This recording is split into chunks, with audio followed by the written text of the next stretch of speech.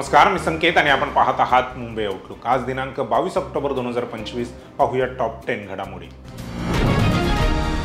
मुंबई महानगरपालिका निवडणुकीत राज ठाकरे सोडाच, परंतु आम्ही उद्धव ठाकरेंसोबतही लढणार नाही। मी मुंबई काँग्रेसचा अध्यक्ष असताना ही गोष्ट डंके की चोट पर सांगितली होती। आमच्या राजकीय कामकाज समितीची जी बैठक झाली त्यामध्येही मी रमेश चन्नीथला यांच्या समोर हीच गोष्ट सांगितली। या स्थानिक स्वराज्य संस्थांच्या निवडणुका आहेत। या निवडणुका कार्यकर्त्यांच्या असतात, नेत्यांच्या नाही। जे काँग्रेस कार्यकर्ते गेल्या अनेक वर्षांपासून पक्षाचा झेंडा खांद्यावर घेऊन आहेत, त्यांची ही इच्छा असते आपणही कधी ना कधी निवडणूक लढवावी। त्यामुळे या निवडणुका कार्यकर्त्यांना लढू द्या। कोणी कोणासोबत लढायचे हे स्थानिक कार्यकर्त्यांना ठरवू द्या। आम्ही मुंबईतील स्थानिक कार्यकर्ते आहोत, त्यामुळे आम्ही मुंबईत स्वबळावर लढूया असे काँग्रेसच्या बैठकीत सांगितल्याचे भाई जगताप यांनी म्हटले आहे। सरकार स्थापन करताना मुख्यमंत्री आणि उपमुख्यमंत्री दुजाभाव न करण्याची शपथ घेतात, मात्र महायुतीचा आमदार नसलेल्या ठिकाणी निधी न देण्याचा सरकारचा निर्णय म्हणजे त्या शपथेला हरताळ फासण्याचा प्रकार आहे, अशा शब्दात काँग्रेसचे विधान परिषदेतील गटनेते आमदार सतेज पाटील यांनी राज्य सरकारवर जोरदार हल्लाबोल केला। राज्यात शेतकरी उद्ध्वस्त झाले आहेत, बेरोजगारी प्रचंड वाढली आहे, त्यामुळे निधीच्या आमिषाने मतं मिळणार नाहीत असा टोला त्यांनी सत्ताधाऱ्यांना लगावलाय।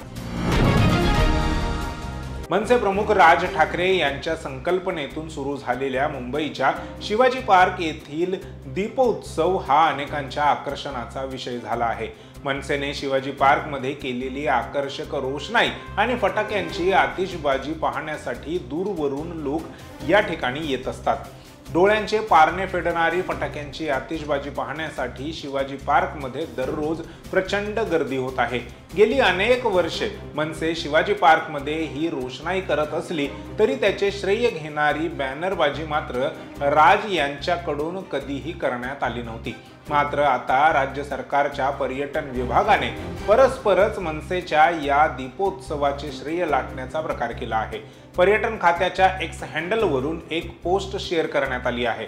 तुम्ही अजून छत्रपती शिवाजी महाराज पार्क मधील फटाक्यांची आकर्षक आतिषबाजी पाहिली नसेल तर तुम्ही दिवाळीत मुंबईतील उत्कृष्ट जागेला मुकत आहात असे म्हटले आहे। पर्यटन खात्याच्या या एक्स पोस्टवरून मनसेने त्यांची कानउघाडणी केली आहे। महाराष्ट्राच्या राजकारणात सध्या तीव्र शाब्दिक युद्ध सुरू असून नवनीत राणा, अयोध्या पौळ आणि बच्चू कडू यांनी एकमेकांवर आरोप प्रत्यारोप केले आहेत। बाळासाहेब ठाकरे यांच्या निधनानंतर एकत्र न आलेले ठाकरे बंधू आज सत्तेसाठी गळाभेट घेत असल्याचा दावा नवनीत राणा यांनी केला आहे। यावर अयोध्या पौळ यांनी राणांच्या टीकेला सडेतोड उत्तर दिले। सत्तेसाठी पत्नीला दुसऱ्या पक्षात पाठवणाऱ्यांनी इतरांवर बोलू नये असे पौळ म्हणाल्यात। ठाकरे बंधूंच्या एकजुटीचा विषय राणांच्या बुद्धीच्या पलीकडचा असल्याचेही त्यांनी नमूद केले।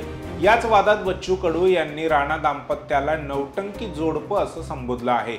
पत्नी भारतीय जनता पक्षात आहे आणि पती स्वाभिमानी संघटनेत आहे, मग त्यांचा स्वाभिमान कुठे आहे असा सवाल बच्चू कडू यांनी उपस्थित केलाय। महेश कोठारे यांच्या एका वक्तव्यामुळे सध्या राजकीय वर्तुळात चर्चांना उधाण आले आहे, ज्यावर शिवसेनेच्या नेत्या किशोरी पेडणेकर यांनी आपली तीव्र प्रतिक्रिया नोंदवली आहे। कोठारे यांनी मी भाजपचा आणि मोदीजींचा भक्त असल्याचे विधान केले होते। या वक्तव्याच्या पार्श्वभूमीवर एका अपघात प्रकरणात सुनबाई अडकल्या असताना काही विशिष्ट मंडळींकडून मुक्ताफळं उधळली जात आहेत असा आरोप पेडणेकर यांनी केला आहे। पेडणेकर यांनी म्हटले आहे की महेश कोठारे हे कलाकार आहेत आणि सुनबाई अपघातात अडकले असताना त्यांना कसे वाचवायचे याऐवजी अशा प्रकारे प्रतिक्रिया देणे योग्य नाही। त्यांनी सध्या समाजात तयार होत असलेल्या एका संस्कृतीवरही भाष्य केले, ज्यात त्यांनी थेट नाव घेतले नसले तरी छत्रपती शिवाजी महाराजांच्या काळापासून महाराष्ट्राने शौर्य आणि कधी कधी कौर्य देखील पाहिले आहे असे नमूद केले। हे वक्तव्य सध्याच्या राजकीय परिस्थितीवर एक महत्त्वाचे भाष्य असून घटनांमधून राजकारण करण्याच्या प्रवृत्तीवर पेडणेकरांनी अप्रत्यक्षपणे निशाणा साधला आहे। या घटनेमुळे महाराष्ट्राच्या राजकारणात आणखीन एका वादाची भर पडली आहे। शिवसेना पक्षाचे खासदार संजय राऊत यांनी महाराष्ट्रातील आमदारांना मिळणाऱ्या निधी वाटपावर गंभीर प्रश्न उपस्थित केले आहेत. त्यांनी 5 कोटी रुपयांच्या निधी वाटपाला लाच आणि कमिशनबाजी असे संबोधले आहे. राऊत यांच्या मते ही एक नवीन प्रथा सुरू झाली आहे, ज्यात मुख्यमंत्री देवेंद्र फडणवीस आणि एकनाथ शिंदे यांच्या नेतृत्वाखालील सरकार त्यांच्या समर्थकांना निधी देते आणि विरोधी पक्षांच्या आमदारांना मतदारसंघांना निधीपासून वंचित ठेवते. संजय राऊत यांनी या कृतीला घटनाबाह्य, बेकायदेशीर आणि लोकशाही विरोधी कारस्थान असे म्हटले आहे. विकासासाठी निधी हवा असल्यास आपल्या पक्षात यावे असे सांगितले जात असल्याकडे त्यांनी लक्ष वेधले. विकास पक्ष पाहून ठरवला जात असल्याचा त्यांचा आरोप आहे. महाराष्ट्रात ओला दुष्काळ असताना नियम सांगून मुख्यमंत्री देवेंद्र फडणवीस यांच्या सरकारने राज्यातील शेतकऱ्याला उद्ध्वस्त करण्याचा प्रयत्न केला आहे.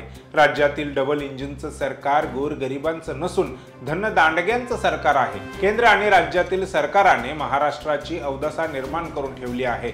माझगाव क्रिकेट क्लब नियमानुसार आमचं नाव कट करू शकत नाही. जर सरकारने सत्तेचा दुरुपयोग करून आमचं नाव रद्द केल्यास आम्ही कोर्टात जाऊ. न्याय व्यवस्था आम्हाला न्याय देणार असा विश्वास काँग्रेस नेते नाना पटोले यांनी व्यक्त करताना राज्य आणि केंद्रातील सरकारवर सडकून टीका केली.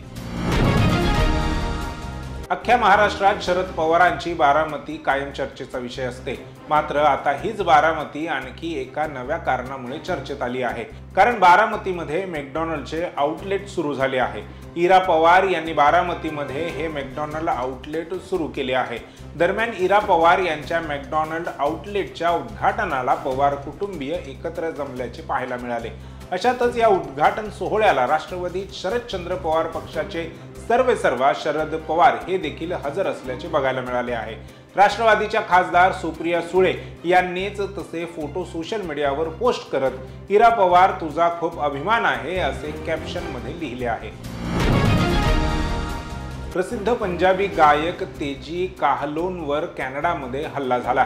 गँगस्टर रोहित गोदाराशी संबंधित गुंडांनी तेजीवर गोळीबार केल्याच्या घटनेची जबाबदारी स्वीकारली आहे. रोहित गोदारा हा राजस्थानमधील कुख्यात गँगस्टर आहे. त्याच्या गँगकडून या संदर्भात सोशल मीडियावर पोस्ट लिहिण्यात आली आहे. फेसबुकवरील या पोस्टमध्ये त्यांनी तेजीवर गोळीबार करण्यामागचं कारण सुद्धा सांगितलं आहे. तेजी काहलोनच्या पोटात गोळी लागली असून तो या हल्ल्यात थोडक्यात बचावल्याचं कळतंय.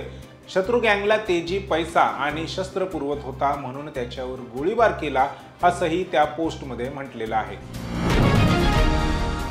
आशिया कप 2025च्या फायनलमध्ये पाकिस्तानला लोळवत भारताने ट्रॉफीवर नाव कोरलं.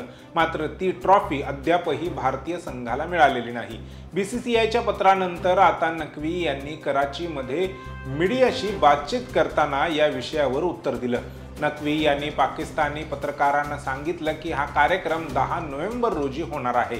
बीसीसीआय सोबत अनेक पत्रांची देवाणघेवाण झाली आहे. आम्ही भारतीय कर्णधार सूर्यकुमार यादव आणि त्यांच्या खेळाडूंना बीसीसीआयचे अधिकारी राजीव शुक्ला यांच्यासह 10 नोव्हेंबर रोजी दुबई येथे होणाऱ्या समारंभात ट्रॉफी स्वीकारण्यासाठी आमंत्रित करण्यास तयार असल्याचं एसीसी त्यांना कळवलं आहे असं उत्तर एसीसी चीफ नक्वी यांनी दिलंय.